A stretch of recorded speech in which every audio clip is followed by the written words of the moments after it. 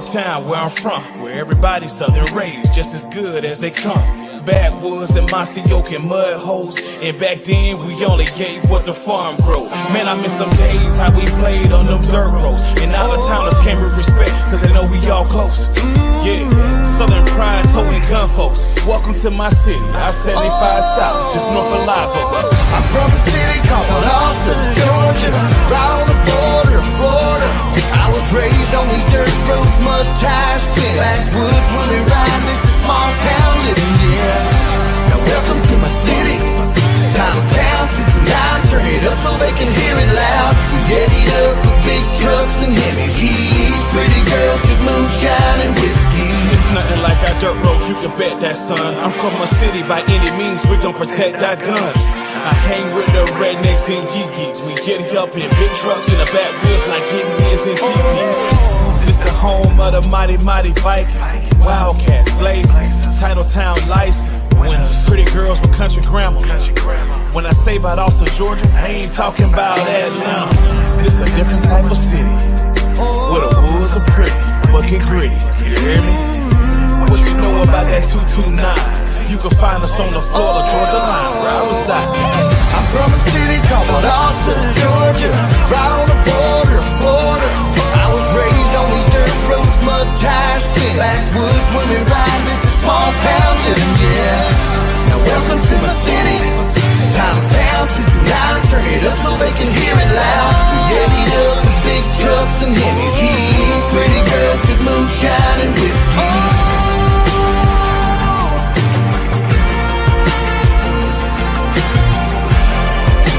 Moonshine and whiskey. Some folks really don't understand how important it is and never forget where you came from. You know, when I say Lowndes County, man, I mean Lowndes County. I'm from a city called Austin, Georgia, right on the border of Florida. I was raised on these dirt roads, mud tires, spin backwoods when we ride. This is small town living, yeah. Now welcome to my city, Title Town, 229, turn it up so they can hear it loud. We get it up with big trucks and heavy G's, pretty girls with moonshine and whiskey.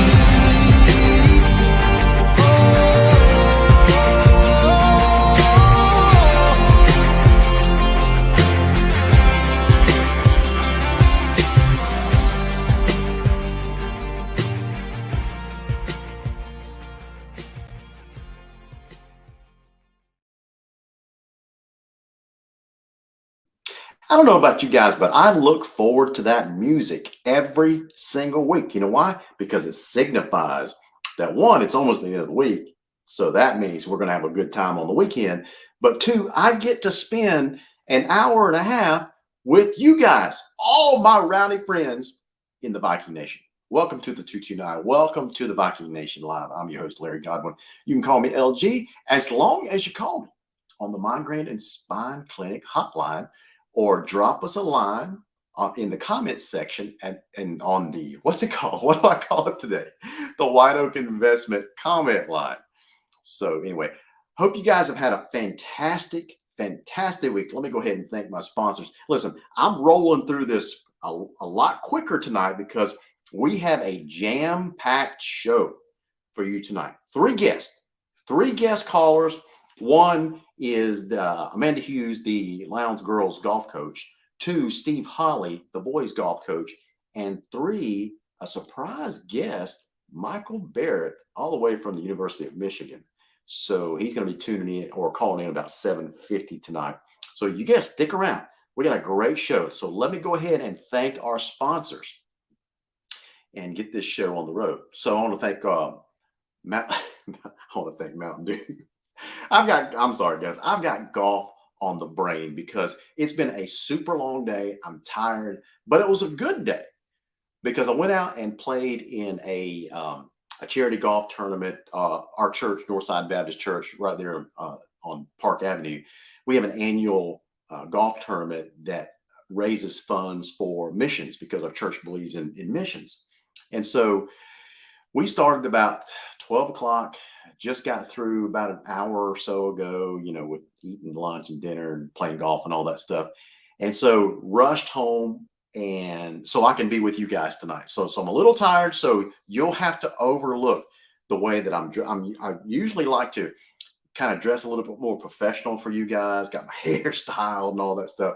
But I literally just jumped off the golf course and rushed home so I could be with you guys tonight. So we can talk about some great things that's happening in the world of Lowndes athletics, specifically Lowndes baseball's about to start the playoffs, baseball playoffs tomorrow.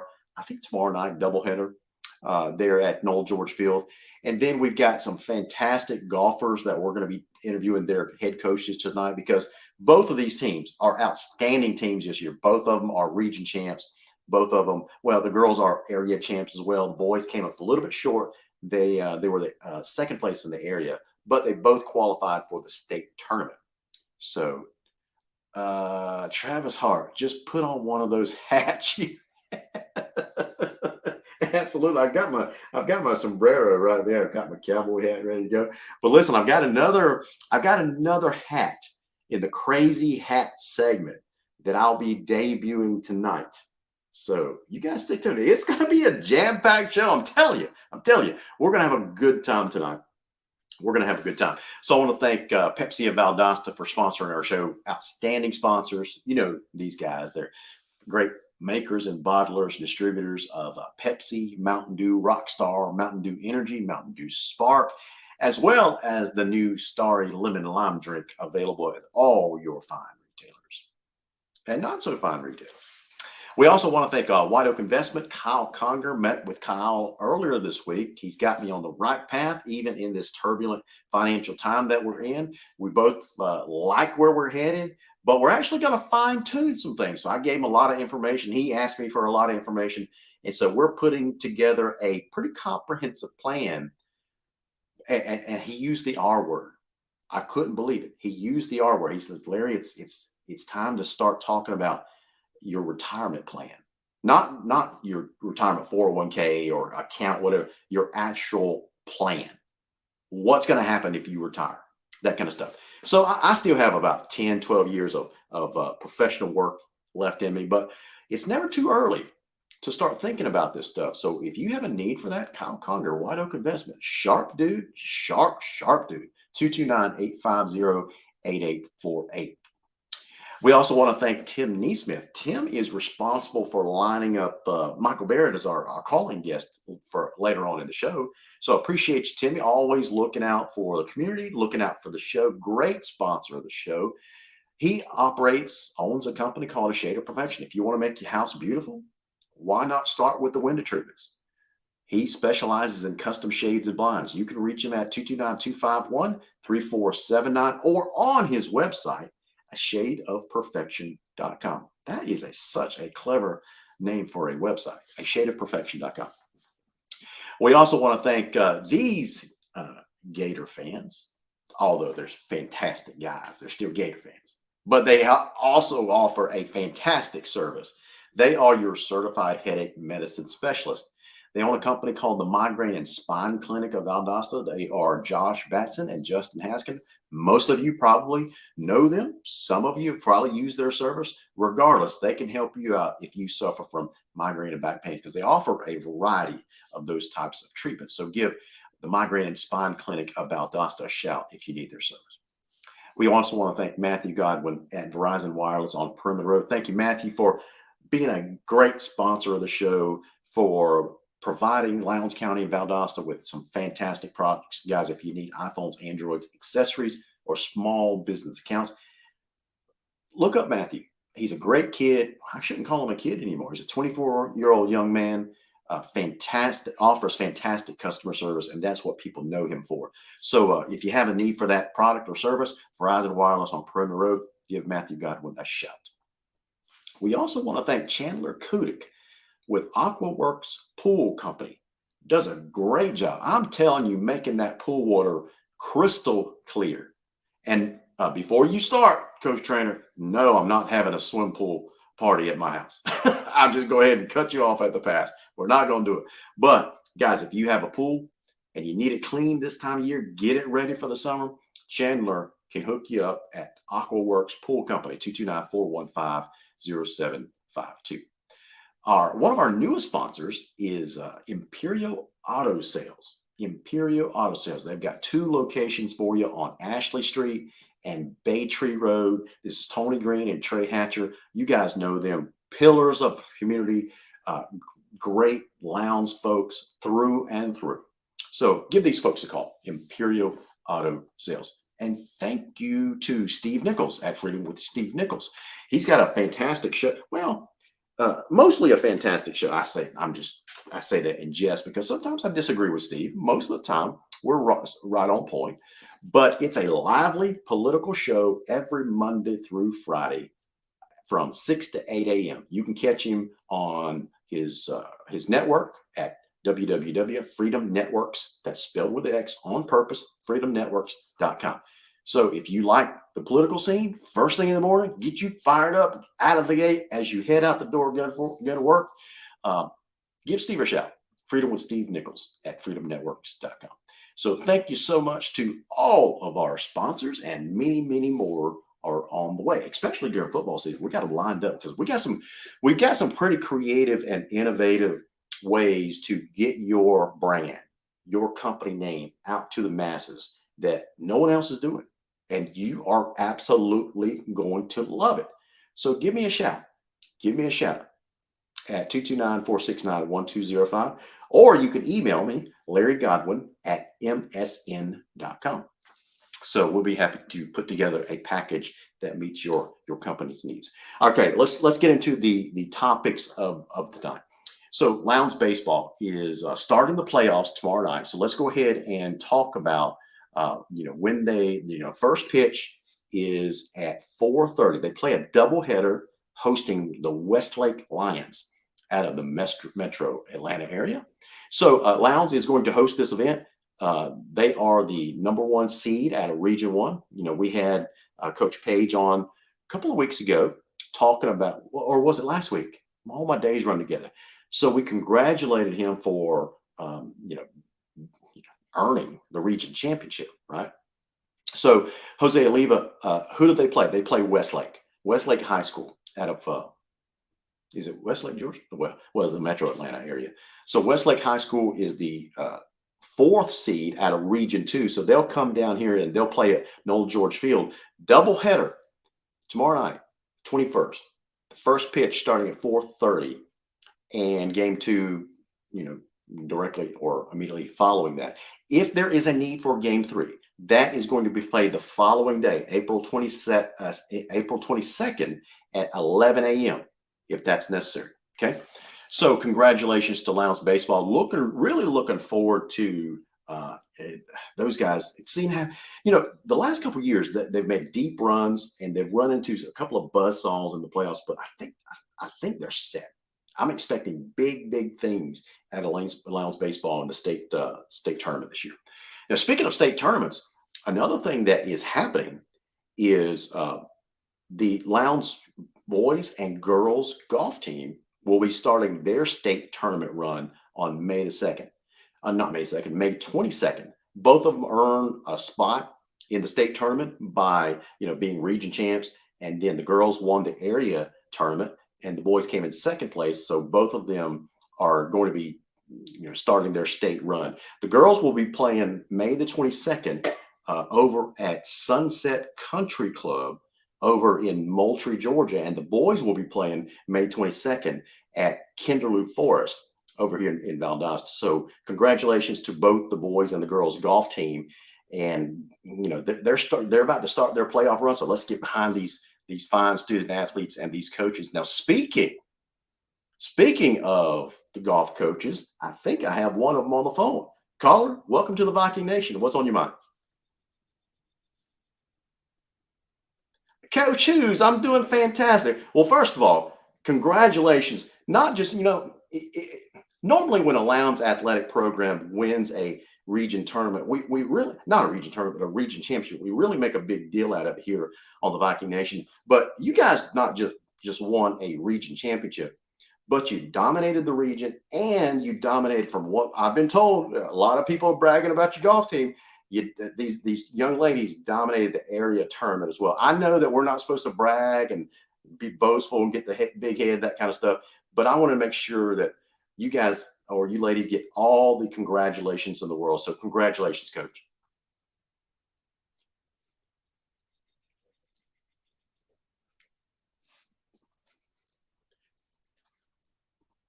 Abs- Coach, did you see that coming? I mean, they've had a really, really good season, but did you see that kind of performance coming? Or was it building up, or did even their performance in the area tournament surprise you?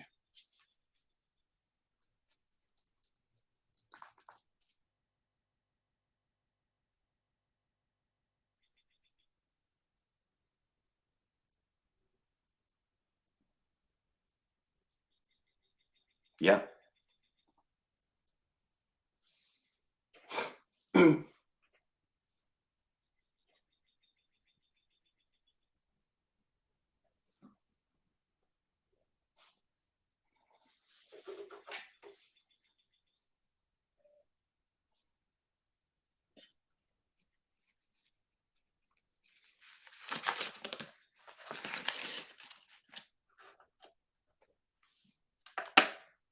Uh,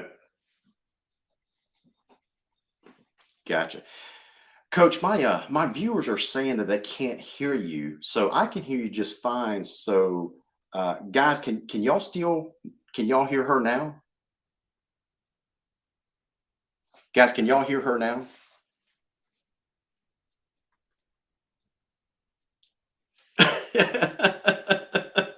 I can hear you just fine, but my audience is saying that they can't hear you. Okay, so let me do this, Coach. Let me get you to hang up, and I've got your number on my caller ID, so I'm going to call you right back. Okay, thanks, Coach.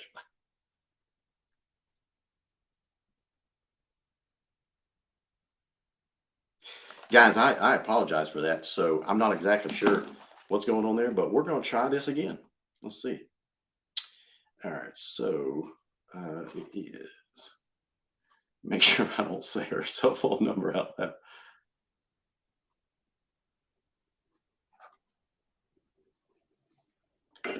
Guys, can y'all hear that ringing? Coach, I can hear you just fine. Let me make sure that my audience can hear you. All right, guys, give me some feedback.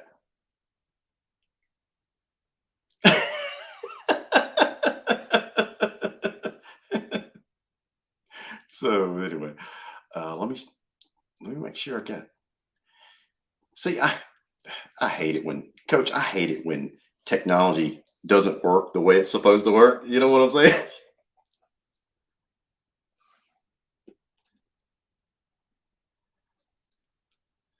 Yeah. All right. So, guys, hold on one second. I'm gonna take myself off the screen so I can because I really wanted to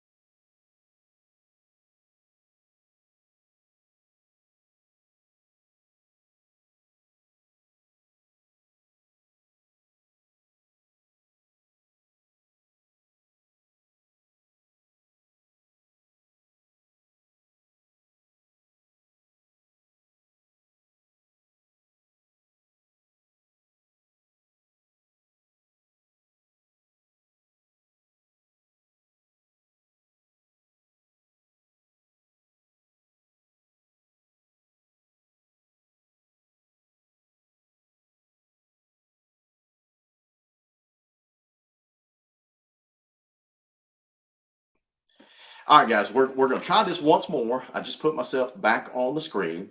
So can y'all hear me first? And Coach, I think we can hear each other. Yeah, yeah. So guys, do y'all hear Coach Hughes now?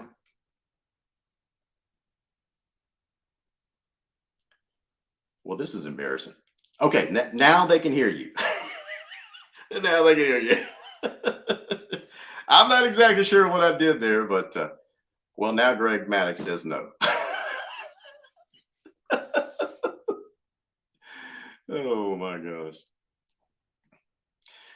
Coach, this is embarrassing. I am so sorry.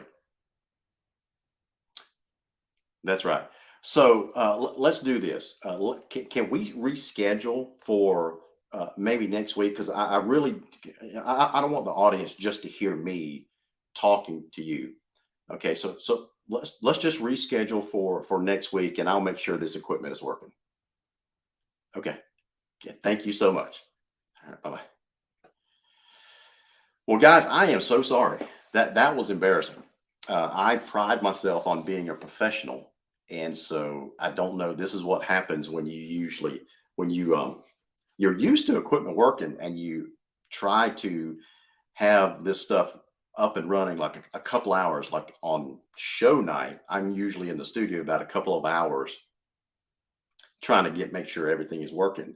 But for some reason, that cable is not working tonight. I'm not exactly sure why. So one last thing. I'm a little nervous because we've got another caller that's calling in, and that might be Steve Holley here in a second. So anyway, so here's what I'm gonna do. I'm gonna get a commercial break, and we'll be right back.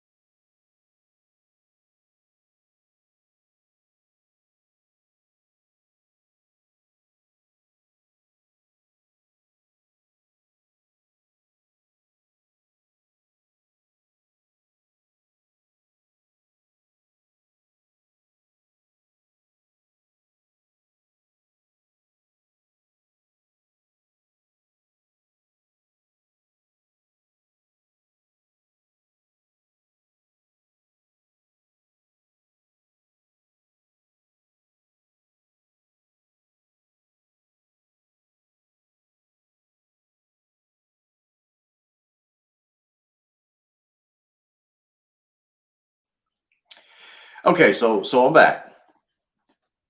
Hopefully it'll work. Hopefully it'll work.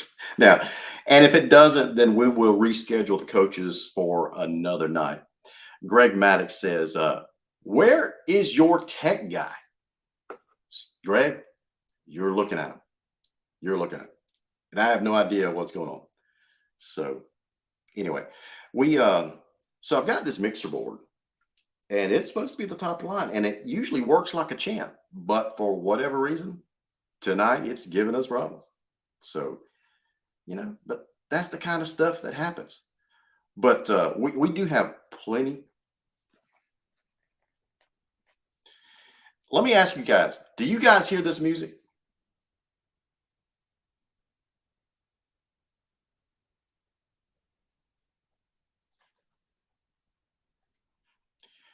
I'm sure Facebook is going to. Yeah, so what we're going to do is we're going to call an audible, and we're going to talk about some of the other things that, yeah, everybody say.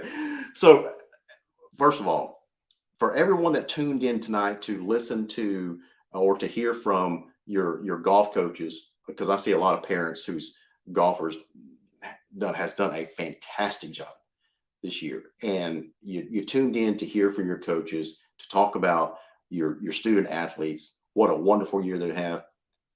I'm embarrassed, quite frankly, about what's happened tonight. It's unprofessional, and so all I can do is say I'm sorry and try to make it better next time. So anyway, so now we've got to get word to Coach Holley about what happened. We got to get word to Michael Barrett about what's happened. So it is embarrassing, but we're going to soldier on and talk about some of the other things that we wanted to talk about tonight, because there's a lot of stuff that's going on in the world of the GHSA. Do you remember a couple of weeks ago we talked about Trader? You are not baiting me with that comment. You are not baiting me with that comment. No way. No way. So a couple of weeks ago we talked about the GHSA was about to have their spring meeting of their executive committee, and they were going to put forth a lot of proposals that was going to affect in a great way. I mean, we're talking about some big time decisions they had to make. I don't know if y'all remember that. Well, they had that meeting earlier this week, and so we're gonna let's share about. They passed a lot of stuff. They denied a couple of things, but some of the things that they passed is groundbreaking. It is. So speaking of golf, one of the things that the GHSA was thinking about doing this week or this coming year was they were thinking about moving the class 5 and 6A. I think it was class 4, 5, and 6A in next school year. They were thinking about moving the golf season for those classes 4, 5, and 6 to the fall. Don't really know why, but that was what they were talking about doing. Well, that's been denied. So the golf season is going to remain in the spring. So that was one of the big things. I'm getting lit up by all these folks with the messages about what happened and all this stuff. Listen, yeah, I just got a message from Steve. Hold on. I'm so sorry, Coach. Having technical problems.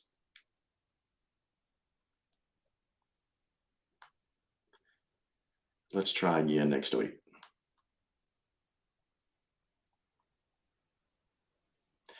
Okay, so here's some things that we're talking that that the GHSA did pass. Okay, one of the things that you guys kind of please tell me they didn't pass NIL. We'll get to that, Travis. We'll get to that because that was being discussed, and now that's gaining steam. They haven't passed anything as far as NIL goes, but now the GHSA's attorney is involved, and now he's trying to kind of guide the GHSA to make some good decisions. I think it's a good move. I do think it's a good move. Greg Madden says, "Do you have a separate volume for the ones?" Greg, come on, man. I know I'm a Berrien guy and you're a Cook guy, but I cannot believe you would ask me a basic question like that. Of course, man.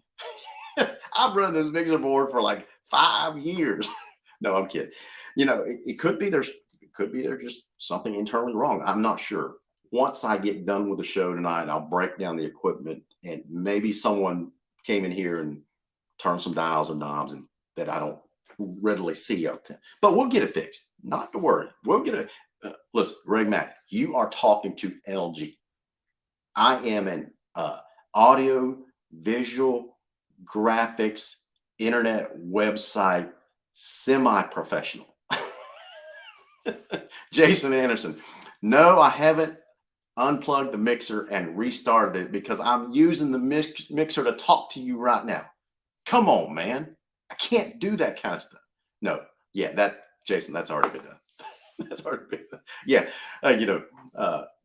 I'm sure it's going through a lot of your heads. Like, okay, so has he restarted, rebooted, checked the power cord? Yeah, that's all that stuff. All the basic stuff has been checked. Now, as soon as the show's in, this show ends, I'm going to look at this equipment, and it's probably going to take me 30 seconds. Like, oh, I cannot believe I didn't think about that.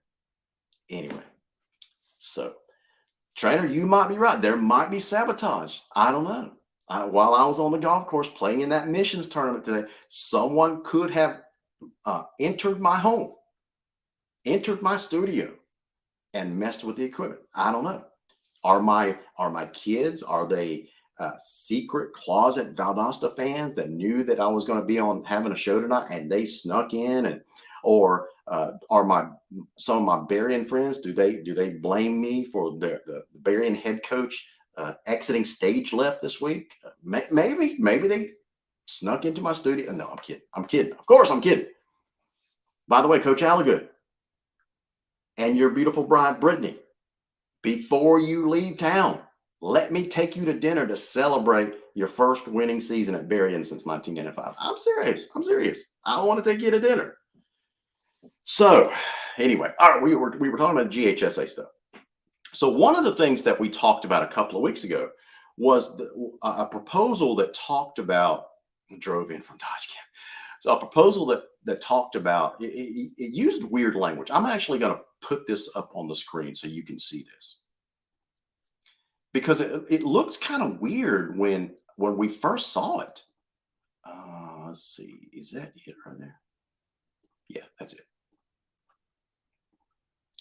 Okay, so here it is right here. I'm going to go back to the agenda.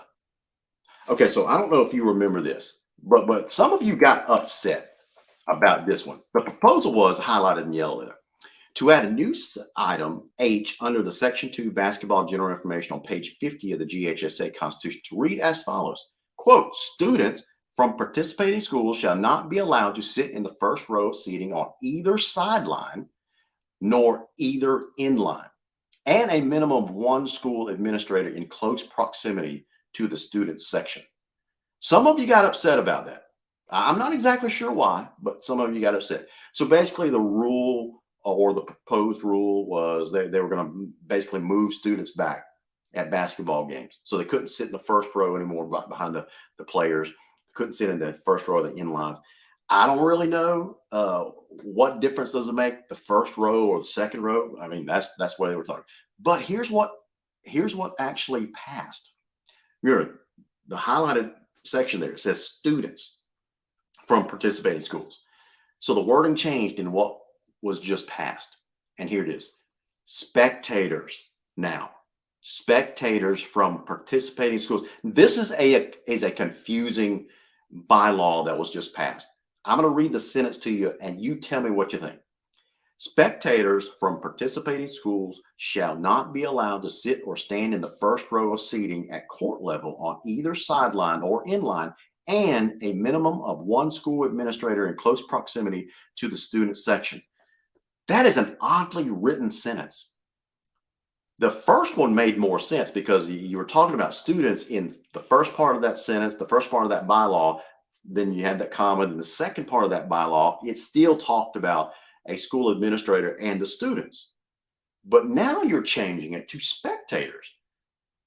Are spectators everyone that attends the game? That's what it sounds like to me. Maybe they meant the students too, or in this section as well. Maybe they mean everybody that attends the game. But clearly they highlighted spectators because they italicized it. Spectators from a participating schools shall not be allowed to sit or stand in the first row of seating at the court level on either sideline or inline. And then they make a shift in the second part of this byline to go from spectators to just focusing on the students, and a minimum of one school administrator in close proximity to the student section. That is a very confusing byline or bylaw that I predict they're going to have to clean up, because that is confusing. It really is. So GHSA, I don't know what your intent was there to change that word, because we're talking about the Constitution and bylaws. This is the holy grail when it comes to the rules, the policy of the GHSA, right? So every single word counts. And so from them to change the word students to spectators, and keep the rest of the sentence the way it was. It was just odd to me. Does it sound, am I just way off base there? I don't think I am. Okay, so here are the rest of the things here. We'll go over the big ones. Okay, proposed student, I mean not proposed student, but proposal to change the permanent seating requirements during the semifinal round of the football playoffs. And I know you cynical people out there may be saying, especially you non-Lowndes fans that are watching the show, you're probably thinking, well, you Lowndes fans don't need to worry about that. They're talking about hosting semifinal playoff games and your glory days are over. I beg to differ. The future is bright for Lowndes football, and this definitely applies to us. Check this out. The proposal to change the permanent seating requirements for hosting semifinal playoff rounds, skip most of it, and then go to and set 6A and 7A at 4,500. So yeah, that affects us. But what it does do, more importantly, is it allows these metro Atlanta schools that have smaller seating sections, right? Smaller visitor sections, allows them to host the semifinal playoff games instead of having to move it to a bigger stadium somewhere in the metro Atlanta area. So this was basically adopted to appease the schools in the metro Atlanta area, because schools around here, we don't have a seating problem when it comes to the playoffs, right? Proposal to change permanent seating requirements. We talked about that. Here's the deal. We talked about this one as well, and this one's been put on hold, this next one. Do you remember the mandated 2-year sit-out period for middle schoolers that attended these sports camps? Yeah, that's been talked about, and that was voted on. If you forgot, here's the proposal. Proposal to mandate a 2-year sit-out period, 9th and 10th grade years, for any middle school student athlete who attends a skills camp, combine, or official visit, and you read the rest of that, or attends a skills camp, combine, or official visit to host student athletes and transfers to the school where the camp event was held. So basically, all these middle schoolers that attend these training camps, these skills camps, basically, okay, you got to be very careful about which assistant coaches help out with those events. And now the GHSA basically is wanting a list of all the participants, all the student athletes and all the coaches, all the school sites that hosted that kind of stuff. So that was all in the proposal. And they were saying, okay, so if this happens, then a kid is going to have to sit out their 9th and 10th grade years as far as varsity level competition goes. Well, that motion has been put on hold. It's been tabled for basically further discussion. You know what this says to me? It said, when a bylaw reaches a vote at the executive committee, most of the time, 99% of the time, it's going to pass, because these committees, they take their time, they know what they're doing, and they usually gauge if their proposal was going to pass or not before they actually submit the proposal. So it's basically a fait accompli, if you will. Okay, they know this is going to happen.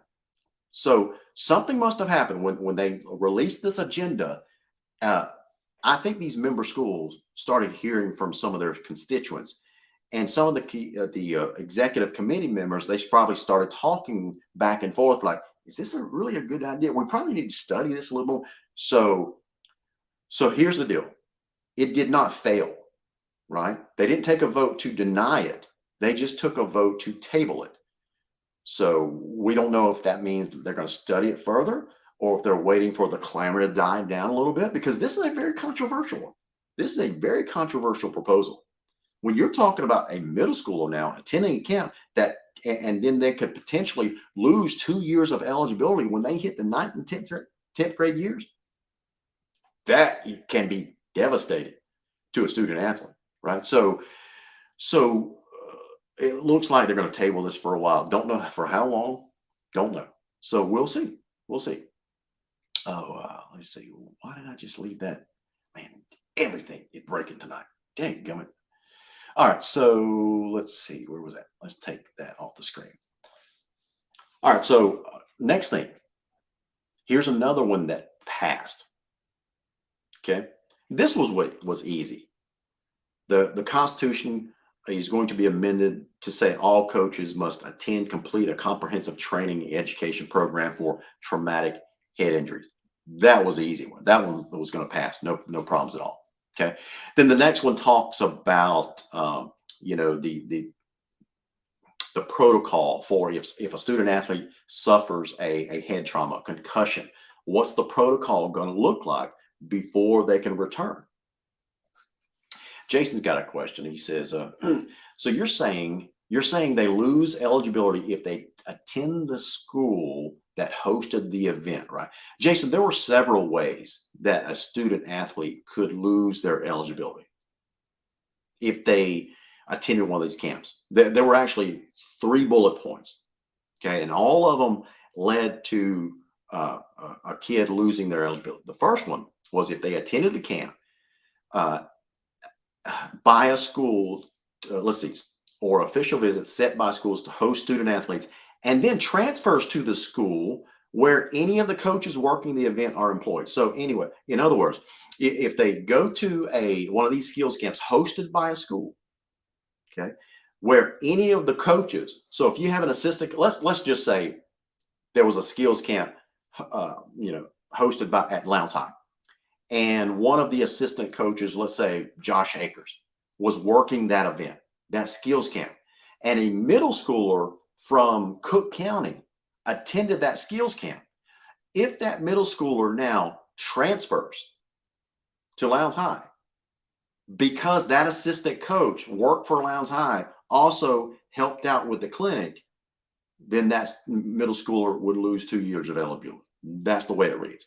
So the second bullet point is if they attend a skills camp, combine, or official visit set by a school to host student athletes and transfer to the school where the camp or event was held, they would lose 2 years of eligibility, right? So if a kid from Cook County just merely went to the skills camp and then later transferred to Lowndes High, they would lose 2 years of eligibility.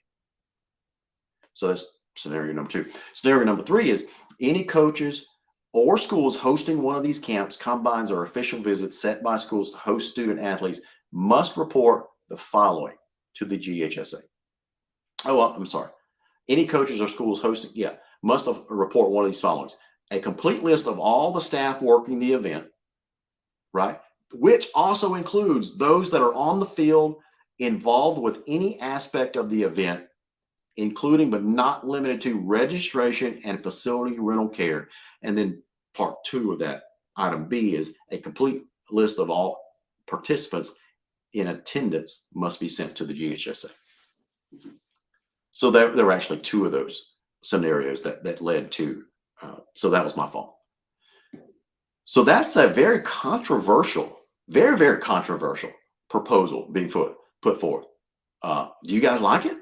Some of you said you didn't like it last time we talked about this as a proposal, but that now they've discussed it in public at a public meeting, and they've taken a vote, and the vote is basically to table it, meaning to put it on pause, wait for the clamor to die down, or let's give them the benefit of that. Maybe they want to study it a little more. I don't know. The cynical side of my brain, the right side of my brain, says that they were probably getting a lot of questions about this. So Travis Hart says that proposal would stop a lot of recruiting in the Atlanta area. Yeah, because we know that a lot of this stuff happens at the middle school levels, right? So basically right now it's the wild, wild west when it comes to middle school. You can recruit a kid in middle school. You just don't call it recruiting. You can talk to them and get them to transfer because there's no penalty. There's no penalty. And should there be? We're talking about a middle schooler, a 6th grader that goes to a camp and transfers. Because we're talking about a couple of years later transferring to that high school. So anyway, Travis, you got a point. But what are the unintended consequences when a rule like this, a major rule, what are the unintended consequences about all this stuff? I don't know. So we'll see. We'll see. Jason Anderson says he likes it. Just don't host or coach a skills camp.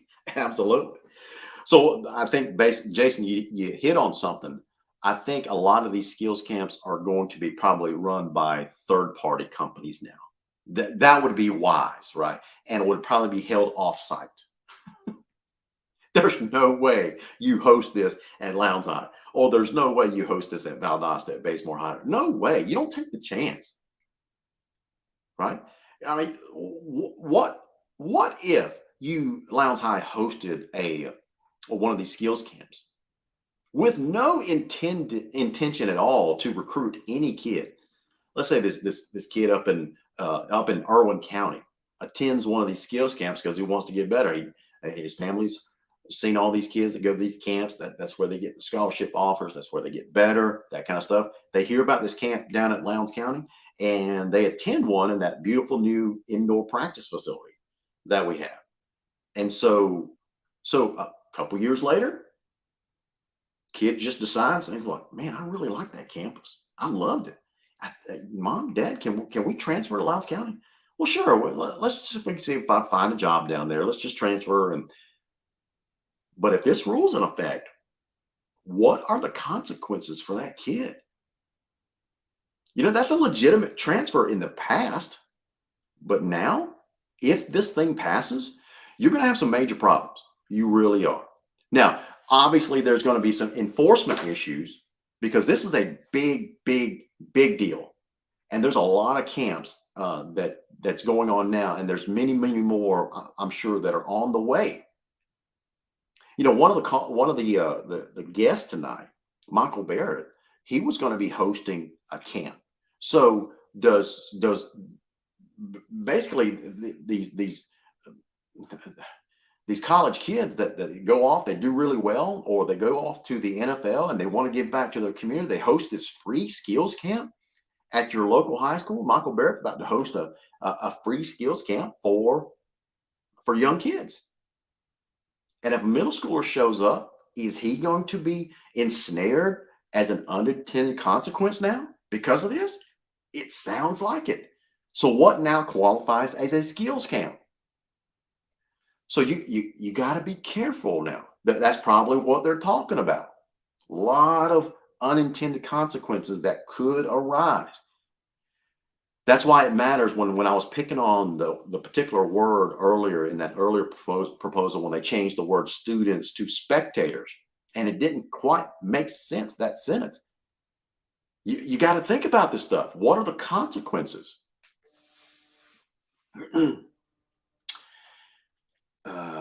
Let's try it one more time. Hey, caller, welcome to the Viking Nation. What's on your mind?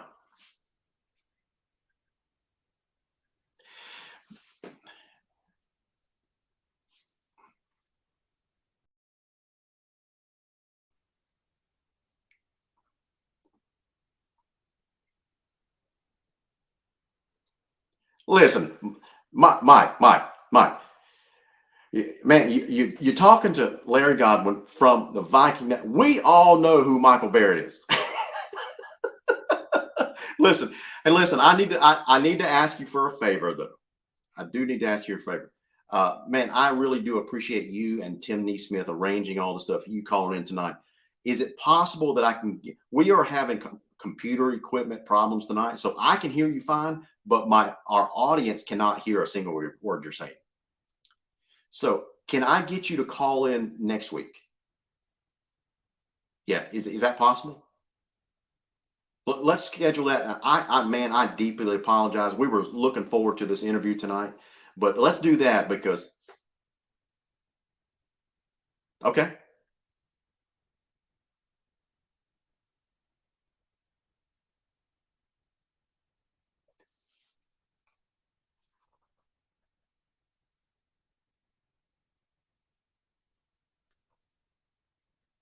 Okay. Well, thank you so much. I'll shoot you a text. Okay. Thank you. Bye-bye. God, man, I feel awful. Michael Barrett calling on the line. I wish y'all could have heard that small snapshot of a conversation. He calls in, introduces himself, very polite. Michael Bear has always been a very polite young man. From the time I first met him there at Lowndes High, and to even now, he's a star at the University of Michigan. Probably going to go to the NFL. Man, the kid, he's always a kid to me. The guy is so polite. But yeah, trainer, he's already hung up. I already told him about it. So I'm just describing this conversation. So Jason Anderson says, "Great interview, Larry." Jason, I look like a fool tonight. Let's just say it for what it is, right? So Michael Barrett says, hey, Larry, this is Michael Barrett. I'm hosting a kids skills camp, that kind of stuff. Hey, I didn't know if you knew about this, and I just want to let everybody know that this is me, Michael Barrett, hosting. And so that's why I had to stop him. I said, Michael Barrett, everybody in Lowndes County knows who Michael Barrett is. I thought that was the funniest part of the conversation. But it's a shame that you guys couldn't hear it. I'm so angry at myself for whatever's happening with this equipment tonight. I have no idea. So, but we'll figure it out. We'll figure it out. Listen, if I have to buy another mix board, that's what we'll do. We'll figure it out. So anyway, the skills camp. So these are some of these unintended consequences, right? So we were going to talk about this camp that's coming up. You see it on your screen right there. So May 13th from 9 a.m. to 3 p.m. at Lowndes High School, ages 6 to 18. So that includes all your middle schoolers, right? Completely free. But if this thing would have passed the GHSA, would this also include this youth football camp? That's the kind of stuff they have to answer, man. I mean, if they pass something like that and Lowndes High were to host that, and all of a sudden you had this kid that transferred to Lowndes, trust me, you guys know this to be true, right? There's going to be opposing schools out there that keep track of all this stuff. Does this mean that Michael and Lowndes High now has to turn over the complete roster of all these kids attending his camp? Potentially. So we just don't know. We just don't know. Gary says they may have to host it somewhere else. They may, but fortunately for us, that this motion has been tabled, Gary, so we don't have to worry about it right now. But that needs to be asked of the GHSA. Someone needs to call Robert Hines up, not in a negative way or a condescending or an angry way. We just need clarification. What are the consequences? What are the unintended things that you didn't think about? So does it include these basically pro bono, if you will, if I could use that word, these free skills camps that these kids that go off, they do great, they want to come back and give a little back to their community? Does it include those now? It's a big deal, man. It really is. So anyway, that's a controversial one that's being out there. Now, here's a big one that just passed unanimously. I'm going to actually put it up on the screen. This is a big deal. So maybe you can see that very top one right there. This one. Proposal to modify bylaw 2.51 on page 26 of the Constitution to read as follows. An athletic head coach must be a professional teacher. Okay, that's normal. A certified parapro, that's new. Or hold a 4-year degree while also employed in a teaching or administrative position. That's new. Note, paraprofessionals must take the head coaching class offered through the GHSA Coaches Education Program. Okay, this is new. This means that you don't have to be a certified teacher, a certified certificated teacher anymore, right? The head coach must be a professional teacher, so that's the certificate part. A certified parapro, so you could be a certified parapro, right? That means that I don't really know what the qualifications are to be a parapro, but I would assume that you don't have to have a 4-year degree, because the very next part of that is or hold a 4-year degree. So you would put both of those in there, would you? So a parapro now could qualify to be a head coach, and a person with a 4-year degree, not a teaching degree, could be a head coach as long as they're employed in a teaching or administrative position. You know what? That part tells me that all these schools now are going to make their head coaches director of football operations to make sure to give them an administrative title, or they'll create some other type of administrative title. What do you think? I don't know if that's good or bad. I don't know. But let's say, I'm going to bring up our friend Rush Probst. I had a pretty good conversation with him about a month ago on another podcast that I do, right? Had a really good, spent 2 hours on the screen with him. You guys know his deal. Several years ago, he lost his teaching certificate in the state of Georgia, and that basically disqualified him from being a head coach. But if this bylaw was in place then it wouldn't be an issue, right? Because it didn't matter if he had his certificate or not. As long as he had a 4-year degree and was employed by a school in a teaching or administrative position. That's what I don't really know what I think about that. I hadn't thought about it long enough. Do you guys think it's a good idea?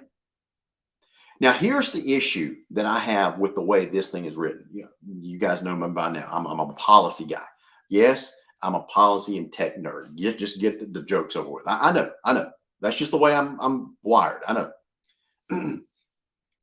Here's the issue that I have with this one. It specifically talks about head coaches. What about the assistant coaches? So if you're saying the head coach no longer requires a teaching certificate, can be a certified parapro. Nothing wrong with being a certified parapro. But now the head coach that's all the qualifications they need. So what about the assistant coaches? Because this bylaw mentions nothing about assistant coaches. So do your assistant coaches, are they still required to have a teaching certificate? Because I don't see any bylaw that covers assistants at all as far as this change goes. So I think they're going to realize their mistake, if there was one, because I don't see any change here to cover assistant coaches. Because it doesn't make sense to require an assistant coach to have a teaching certificate. And then what if that assistant coach applies to become a head coach? He no longer has to have. So you're going to have a stricter requirement for a subordinate, basically, than the head coach. So that doesn't make sense. Wilbur, I'm not biting. I'm not biting. Tim Neesmith, to answer your question, Michael did call in, but we were having phone problems tonight with our mixer board. And so he graciously agreed to get on the line with us again next Thursday night. And so, hey, I've got one fan out there. My mom, my Flanders, she says, good job, Larry. I think she's the only person that thinks that tonight. I love you, Mom. I know, because of that. So this proposal, I don't know if it's good or bad. We'll just have to wait and see. But I think something's missing. That assistant coaching part is missing. So we'll just have to wait and see. Now, there were some other things that passed as well. A lot of other things that covered, like volleyball.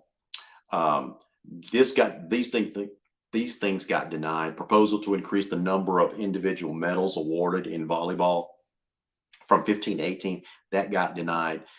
Listen, I haven't studied that long enough to know that, or to make a decision if it's good or bad. I do know that, sometimes I think as adults, we probably go too far to make sure everyone gets a trophy. I don't know if that's why that was proposed. I'll tell you that up front. But I'm kind of glad that one got denied. I don't really understand the need to increase it to have 3 more individual medals. I don't know. Another proposal that got denied was proposal to replace another bylaw that had to do with housing.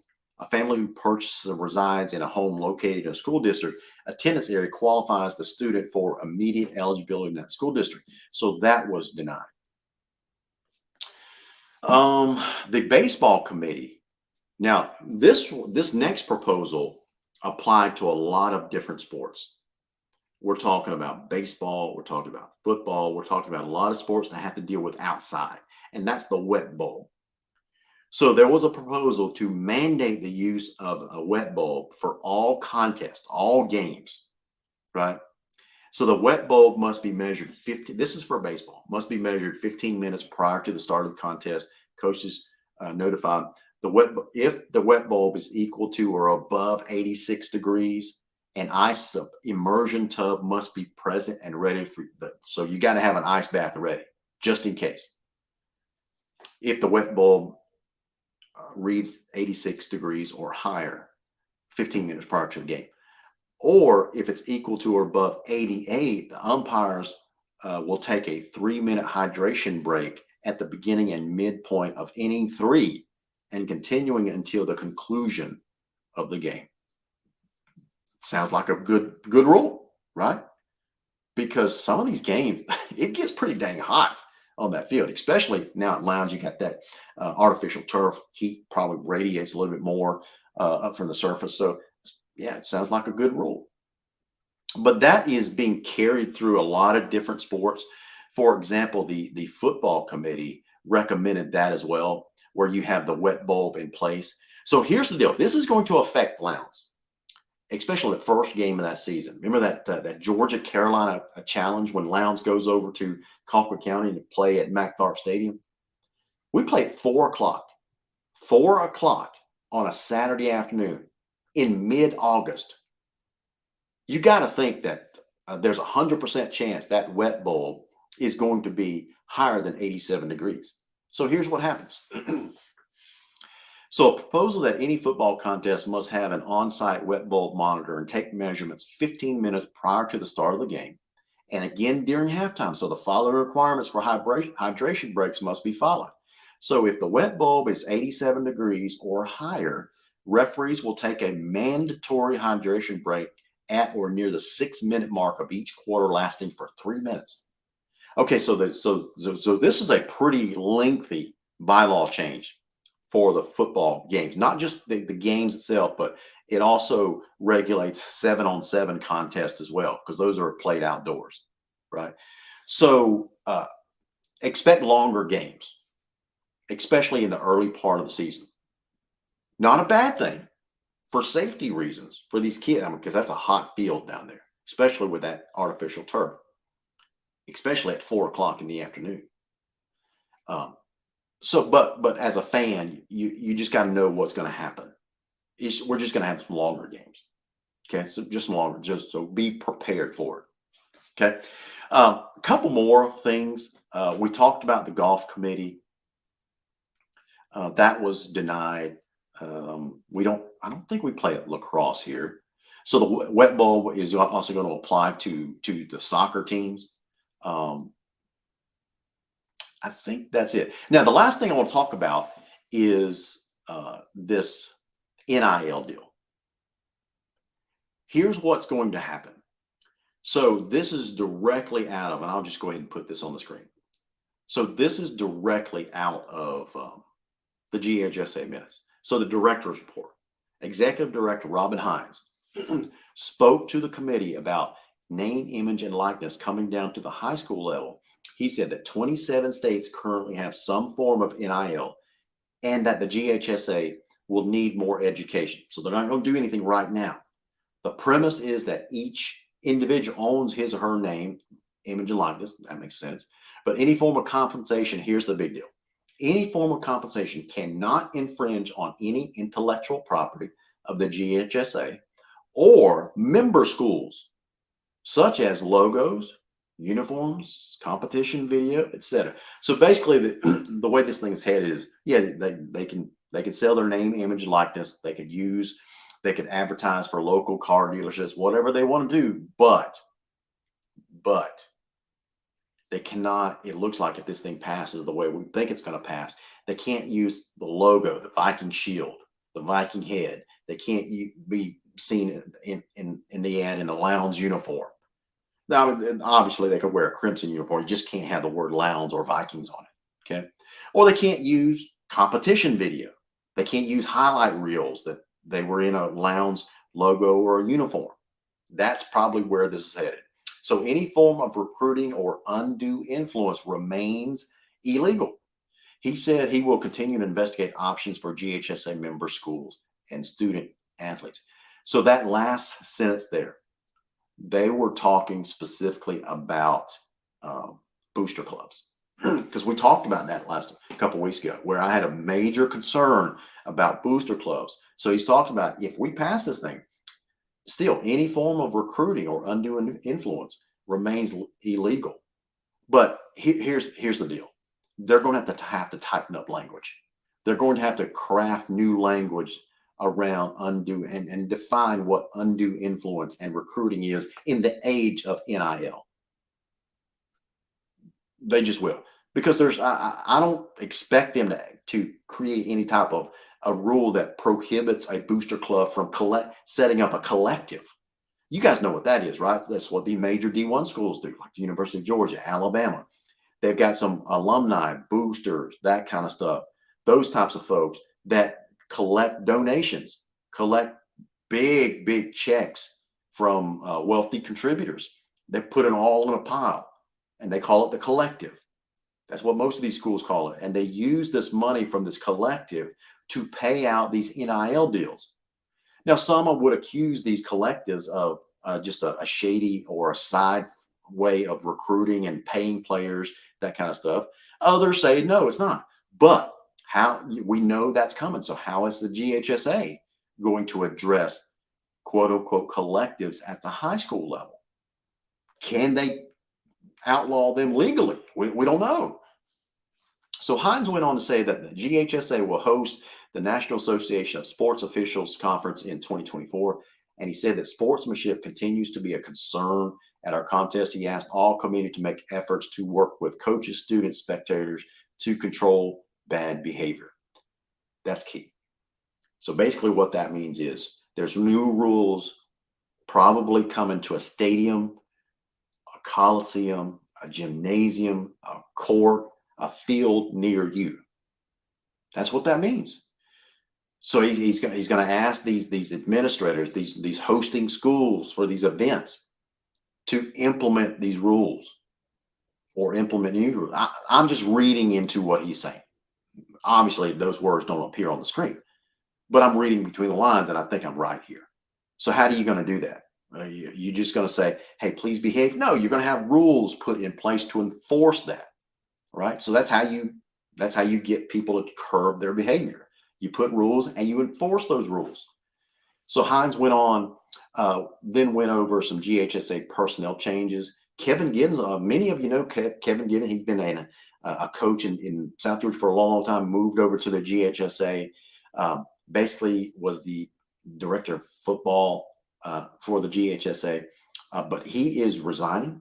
I don't know if he's retiring. It just says that he's resigning, and Daryl Lane is going to be replacing him. So then finally, Hines went over the budget. Budget looks good. Things are hunky-dory. And anyway, full speed ahead. So that is what is going on with the GHSA. Now, the last thing that I didn't tell you about was Hines then called on the GHSA attorney, Alan Connell. This is where it gets interesting, who gave a brief legal update. He spoke of 3 ongoing lawsuits. They don't get into the details about what those lawsuits are. They just mention there's 3 lawsuits they're dealing with. But here's the important part that's cogent to our conversation tonight. And that is he shared NIL concerns over collectibles and boosters. He said the GHSA may be subject to Georgia legislation if we don't explore an NIL policy for the GHSA. So what's he basically talking about is, listen, if we don't put a rule in place to govern ourselves in our member schools, the state's going to do it for us. So expect a ruling, expect some type of policy to be put in place from the GHSA. So because the attorney, Alan Colonel, is saying, well, we got to do it or else. He also shared some information concerning transgender matters and said he was waiting on decisions by the Supreme Court rulings to see how the GHSA needs to proceed. He asked all committee members to get to know their legislative representatives and share information about GHSA matters. Listen, I just mentioned that because it's being talked about at the GHSA. The attorney for the GHSA is talking openly about they've got to talk about transgender issues. We're not going to get into that. We don't do political discussions on the show, but be aware that your state governing body is talking about this. We don't know what shape or fashion or form if there is going to be any type of rules put in place for this, any type of rules changes put in place for this. So we'll just have to wait and see. Society is changing quickly, and the GHSA is trying to adapt to that. So we'll just have to wait and see.